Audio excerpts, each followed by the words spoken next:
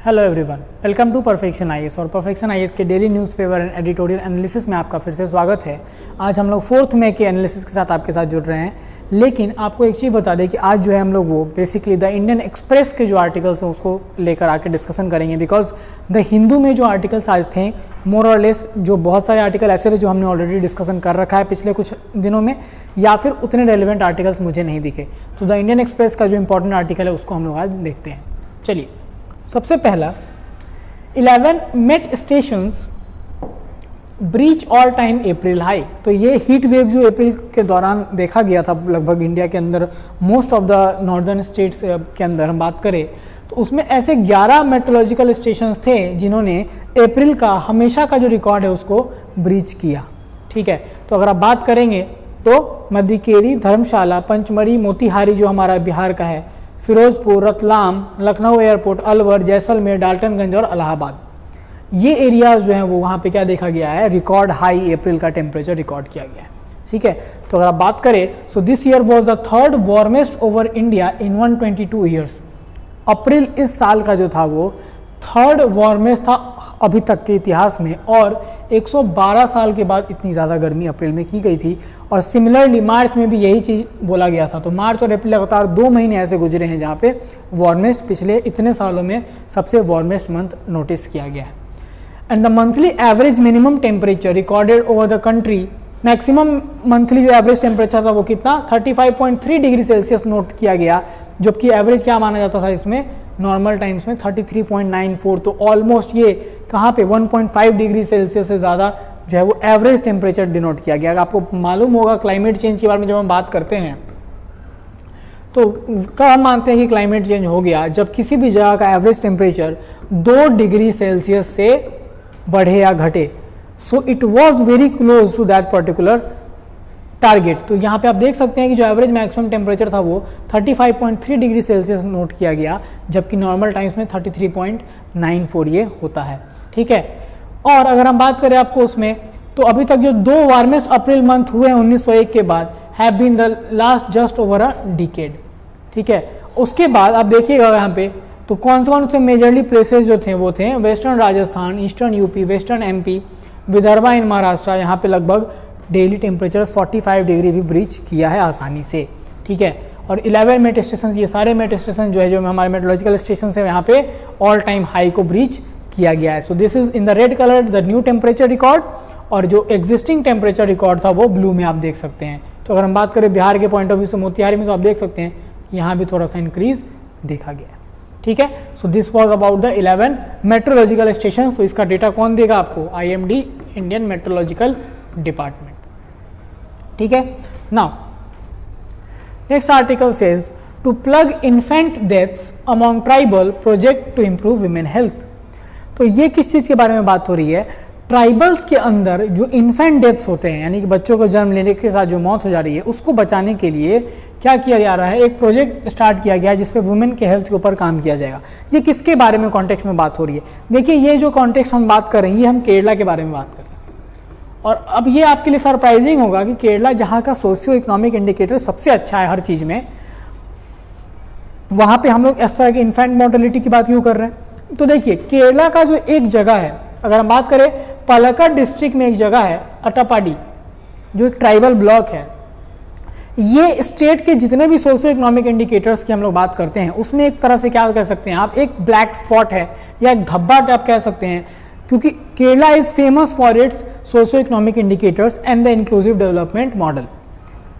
लेकिन यहाँ पर क्या हो रहा है कि जो इन्फेंट का डेथ हो रहा है रिकरिंग लगातार, because mainly which is mainly attributed to the malnutrition and health problems of mothers. तो इसीलिए एक स्पेशल स्कीम जो है वो गवर्नमेंट ने लॉन्च किया है। अगर आप डेटा की बात करें तो 2012 से लगभग 137 ट्राइबल इन्फेंट डेथ्स हुए हैं। ठीक है, 300 अबॉर्शंस कराए गए थे, 90 के आसपास आपको क्या है इंटरट्यूनिटी डेथ्स हुए थे, और 21 स्टिल बर्थ्स हुए थे जो कि बच्चे जन्म लिए बट डेड। तो इसके कारण जो ट्राइबल पॉपुलेशन जो इस रीजन का है वो बहुत ही तेजी से गिर रहा था। तो अल्टीमेटली स्टेट गवर्नमेंट ने क्या किया है, एक न्यू इनिशिएटिव लिया है टू टैकल दिस प्रॉब्लम, और इसके तहत वो लोग क्या करेंगे, ये comprehensive health care programme launch किया गया है। जितने भी कपल्स हैं खासकर किस पे फोकस ज़्यादा किया जाएगा, जो न्यूली वेड कपल्स हैं, यानी कि जहाँ पे चांसेस है कि अब ये बच्चे की तरफ बढ़ रहे हैं उनके ऊपर, तो न्यूली वेड ट्राइबल कपल के ऊपर ज़्यादा फोकस होगा।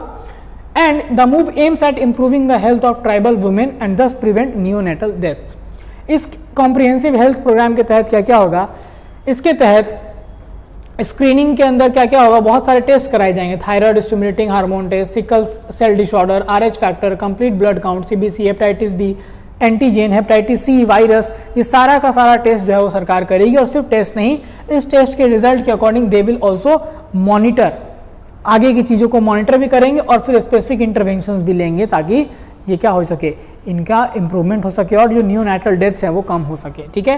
And the pilot scheme was launch in the Solayur panchayat.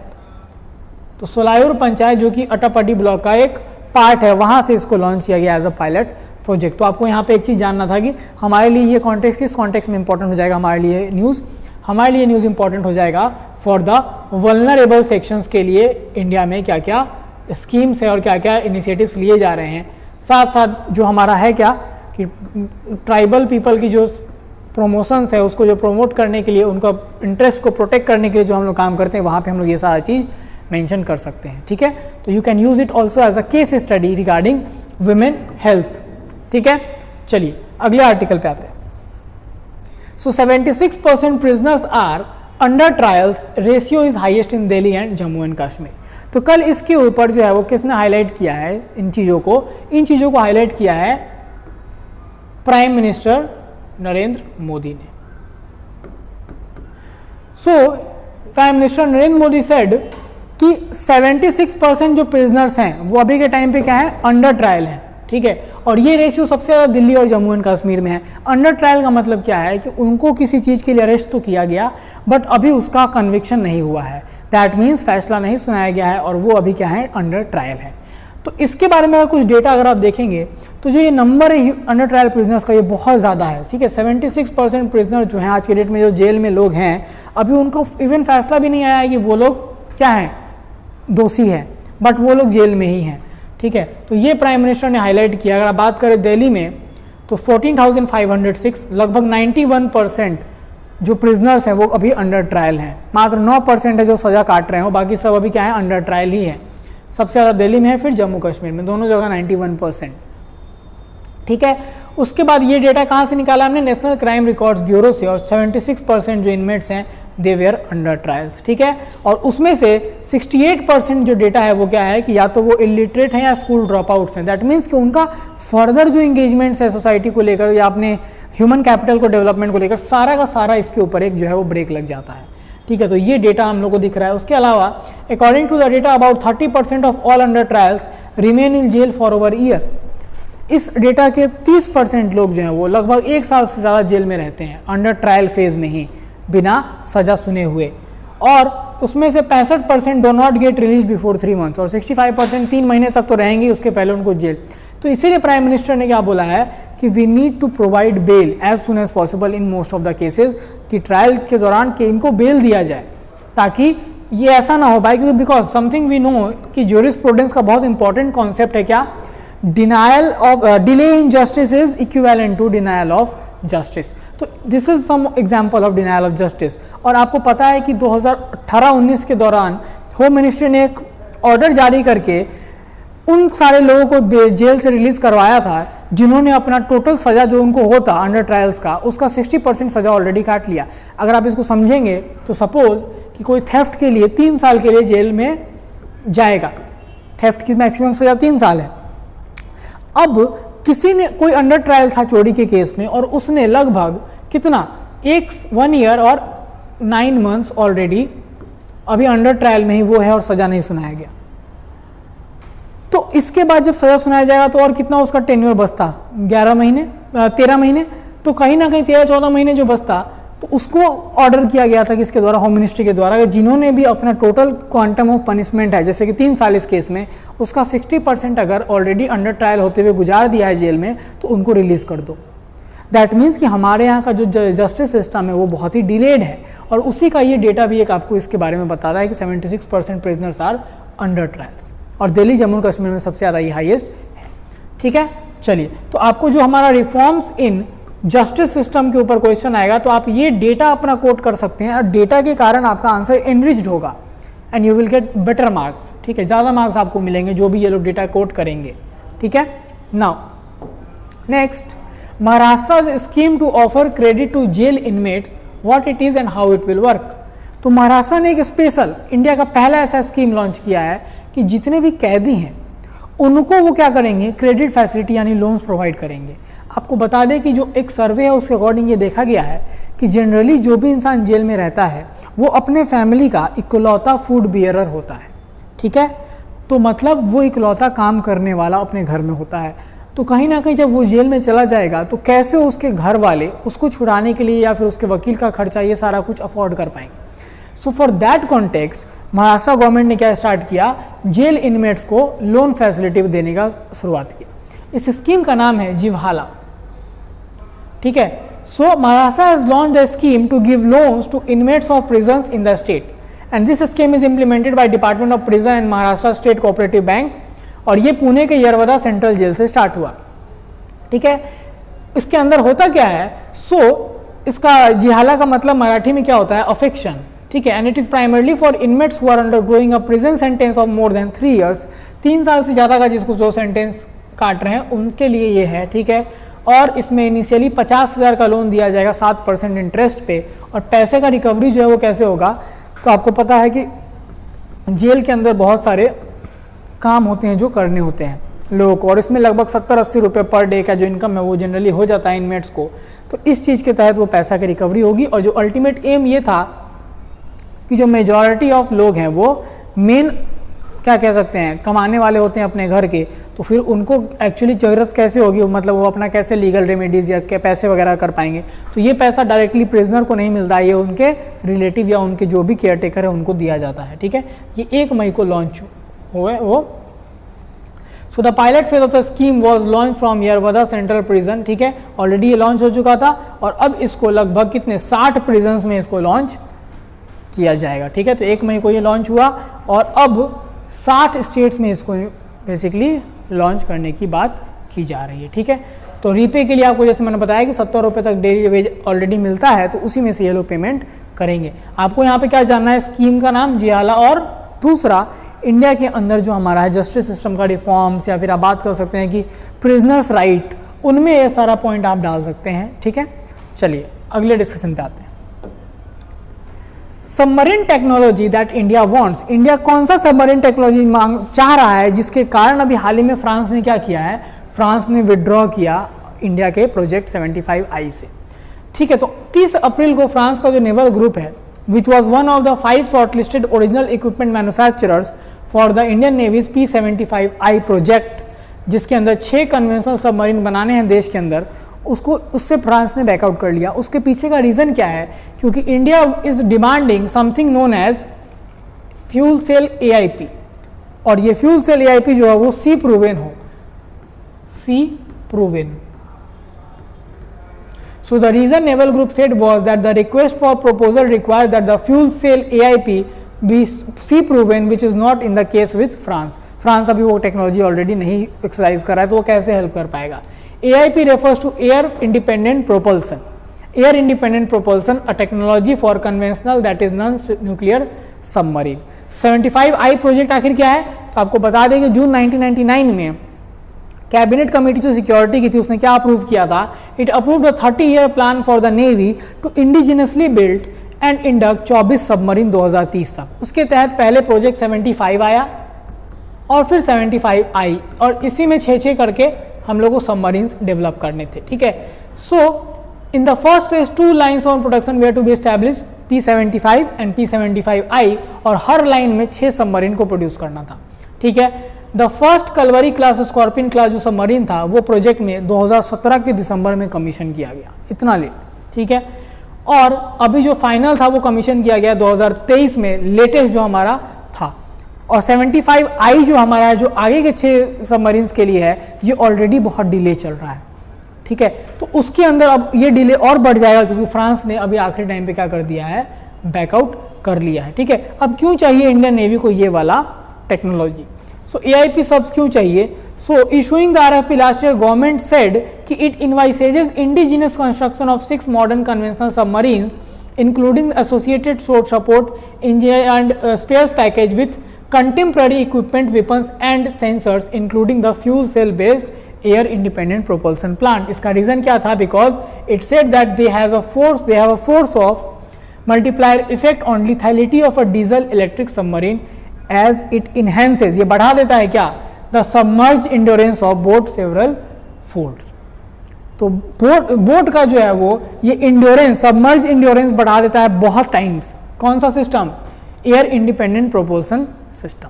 इसीलिए ये लोग चाहते हैं कि ये वाला इस टेक्नोलॉजी इनको डिमांड करना है. अगर हम सिंपली बात करें तो this technology allows a conventional submarine to remain submerge for much longer than the ordinary diesel submarine. तो सिंपल सबमर्जन जो है वो ज़्यादा टाइम तक बढ़ जाएगा इस टेक्नोलॉजी के थ्रू. इसीलिए इंडिया को ये टेक्नोलॉजी चाहिए. तो आपके लिए यहाँ पे इस एग्जामिनेशन के लिए क्या क्या इंपॉर्टेंट हो जाता है? प्रोजेक्ट 75 आई, कौन कौन से हमारे जो है वो सबमरीन्स इसके अंदर आएंगे और फिर क्यों फ्रांस ने विड्रॉ किया. So what is basically air independent propulsion system. ठीक है, चलिए coming on then terms of recovery. तो ये एक आर्टिकल दिया हुआ है आपको आज के न्यूज़पेपर में, और आरबीआई ने एक्चुअली क्या किया इस पर्टिकुलर आर्टिकल के थ्रू, इसमें बेसिकली ये बोला गया है कि कोविड-19 का जो हम लोग का क्या है, कोविड-19 से रिकवरी का जो फेज़ है ये कहीं ना कहीं बहुत, जितना हम प्रेडिक्ट कर रहे हैं उससे ज़्यादा डिले हो सकता है. और क्योंकि सिर्फ कोविड का ये प्रॉब्लम नहीं था, इवन कोविड के पहले से भी ऑलरेडी हमारा लेबर मार्केट बहुत ही क्रम्बल हो रहा था, और कोविड-19 ने उसके ऊपर क्या कर दिया, एग्रीवेट कर दिया इस सिचुएशन को बहुत ज़्यादा. तो कहीं ना कहीं जो हम सोच रहे हैं कि हमारा जो कोविड का रिकवरी फेज है 2034-35 तक हो जाएगा, it can be delayed also. और लास्ट में इसमें क्या बोला गया है कि अल्टीमेटली जो है वो फिस्कल और मॉनेटरी पॉलिसी दोनों को मिलकर इस पर्टिकुलर चीज़ से टैकल करने की ज़रूरत है, तभी जाके इंडियन इकोनॉमी का जो रिकवरी है वो ज़्यादा तेज़ी से और टाइमली हो पाएगा. ठीक है, तो यहाँ पे बेसिकली इन्होंने डेटा कुछ दिया हुआ है कि 2017-18 से ही हमारा स्लो डाउन शुरू हो गया था, किसमें, लेबर सेक्टर में, और कोविड-19 एग्रीवेटेड दैट पर्टिकुलर सिचुएशन. ठीक है, अगर हम बात करें तो, और रिकवरी की जहाँ तक बात की जा रही है तो ये रिकवरी भी जो हो रहा है ना वो बहुत अनइवन है. कैसे? तो अगर आप देखेंगे कुछ सेक्टर है जो बहुत अच्छा रिकवर कर रहे हैं, जो हेवी सेक्टर्स थे हमारे, जो बहुत ही स्ट्रांग सेक्टर्स थे, बट कुछ सेक्टर जैसे कि होटल्स, ट्रांसपोर्टेशन, ये सारा जो है ये रिकवरी नहीं ठीक से कर पा रहे हैं. ठीक है, they are actually performing very bad.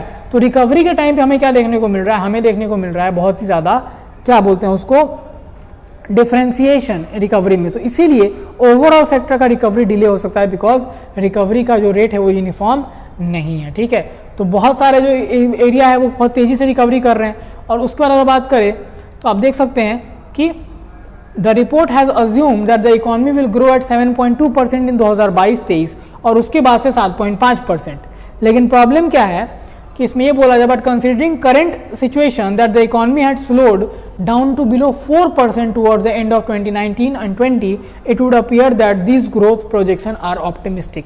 और रियलिटी में ये अचीव करना बहुत ज़्यादा मुश्किल हो पाएगा. And lastly they have focused on the need of fiscal and monetary, यानी कि आपको मिनिस्ट्री ऑफ फाइनेंस का जो पॉलिसी है, that is the fiscal policy, हमारा बजट पॉलिसी, प्लस आरबीआई का जो मॉनेटरी पॉलिसी है, इन दोनों को मिलकर कहीं ना कहीं अपना जो है कोलैबोरेशन से क्या करना होगा, हमारा रिकवरी के पाथ को लेकर जाना होगा तेजी से. ठीक है, चलिए now amid crisis a defining moment. तो इंडिया जर्मनी जो अभी हाल ही में मीटिंग हुई थी, हमारी प्राइम मिनिस्टर जो वहाँ पे गए हैं for the 6th Indo German intergovernmental consultation. तो छठा वर्जन था ये हमारा Indo German intergovernmental conservation का. And it is significant why, because सब लोग क्या क्लेम कर रहे थे, पूरी दुनिया क्लेम कर रही थी कहीं ना कहीं जो ये मीटिंग है it will be overshadowed by the Russia Ukraine conflict, because Germany has a clear cut stand against Russia.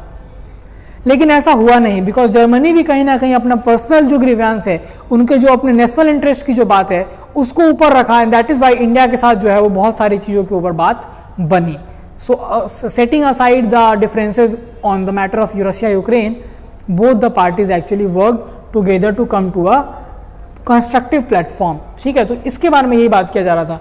ठीक है, अगर हम बात करें तो बुंडेस्टैग जो जर्मनी का वहाँ का पार्लियामेंट है, it will discuss the situation of Uyghurs in China Xinjiang on May 7. तो ऐसा कुछ भी जो चाइना के खिलाफ कोई कंट्री करती है, then it gives a platform to India. India को फिर एक प्लेटफॉर्म मिल जाता है कि ताकि वो क्या कर पाता है, उसके साथ अपने अच्छे नेगोशिएशंस कर ले। जर्मनी इंडिया का बहुत पुराना स्ट्रेटेजिक पार्टनरशिप नहीं है, इनका जो पार्टनरशिप है कहीं ना कहीं ग्रीन बेस्ड है, ठीक है। So it is a green partnership based on trade, investment, technology, functional collaboration, skill development and sustainability. लेकिन इसी में बहुत ज़्यादा स्कोप है, बढ़ सकता है। अगर हम बात करें जो इस मीटिंग का जो बिगेस्ट गेन था, it was from the joint declaration of intent establishing the green and sustainable development partnership. ये क्या करेगा, this will raise the equality and quantum of existing partnership between both countries. उसके अलावा अगर हम बात करें, so another significant development is the JDI on triangular development cooperation for projects in third countries। तीसरी कंट्रीज के अंदर जो है ज्वाइंट डेवलपमेंट होगा, ट्रायंगुलर डेवलपमेंट होगा, and this will provide avenues to work together in कहाँ, इंडो पैसिफिक में India Germany का कोऑपरेशन, अफ्रीका में, उसके अलावा एशिया में भी हम बात करें अगर अफगानिस्तान वगैरह की जगह पे भी, तो ये सारा कुछ फायदा हो सकता है किसके through the joint development intent. उसके अलावा अगर हम बात करें, सो इंडो जर्मनी एजुकेशन प्रोग्राम जो है वो 2016 में जो पास किया गया था, उसके तहत भी इंडिया में लगभग इतने सारे स्टूडेंट्स इंडिया की जर्मनी में पढ़ रहे हैं। और माइग्रेशन और मोबिलिटी के ऊपर भी एक इंटेंट दिखाया है दोनों ने मिलकर, जिससे क्या होगा, इंडिया के जितने भी large number of Indian students हैं वो स्टडी और काम दोनों कर सकते हैं कहाँ पे, जर्मनी में, बहुत आसानी से, विदाउट एनी प्रॉब्लम। तो कहीं ना कहीं इससे हमारा क्या होगा, हमारा जो रिलेशन है इंडिया जर्मनी का बहुत ही अच्छे लेवल पर जाने की संभावना है। और ये इसीलिए हो पा रहा है क्योंकि वहाँ पे जो क्या हुआ है, वहाँ पे अभी हाल ही में चेंज ऑफ पावर, तो आपको पता है ओलाफ स्कोल्स नए चांसलर वहाँ के बने, ठीक है। तो वही यहाँ पे बात किया जा रहा है कि with the new कोalition government in Germany a reorientation of relationship with India was anticipated, ऐसा माना भी गया था और ऐसा होता हुआ दिख भी रहा है। सो इसी से आपका यूपीएससी मेंस का क्वेश्चन बन सकता है that with the new कोalition government in Germany a reorientation of relationship with India was anticipated, examine. तो आपको यहाँ पे इंडिया जर्मनी के जो पुराने चैलेंजेस थे, जो एरियाज ऑफ कोऑपरेशन था, वो तो डालना ही है, साथ में आपको नए कोalition गवर्नमेंट बनने के बाद से, यानी ये वाला जो मीटिंग है, इसके सारे हाइलाइट्स आपको डालने होंगे इस आंसर में। Please try this answer and submit it, ठीक है। आप टेलीग्राम पे भेज सकते हैं इसको, इस आंसर को लिखकर। Thank you. तब तक उसके बाद हम लोग बात करते हैं यूपीएससी प्रीलिम्स प्रैक्टिस क्वेश्चन की, ठीक है। पहला question, with reference to the mercy petition consider the following statements. तो मर्सी पिटीशन जो हमने कल डिस्कस किया था उसके बारे में कुछ क्वेश्चन है। As per the constitutional framework, mercy petition to the president is the last constitutional resort a convict can take. ये हमने आपको कल हायरार्की बताई थी, क्यूरेटिव पिटीशन इसके पहले और लास्टली मर्सी पिटीशन, तो ये स्टेटमेंट सही है। Second is a convict can present a mercy petition to the president of India under article 92 of the constitution.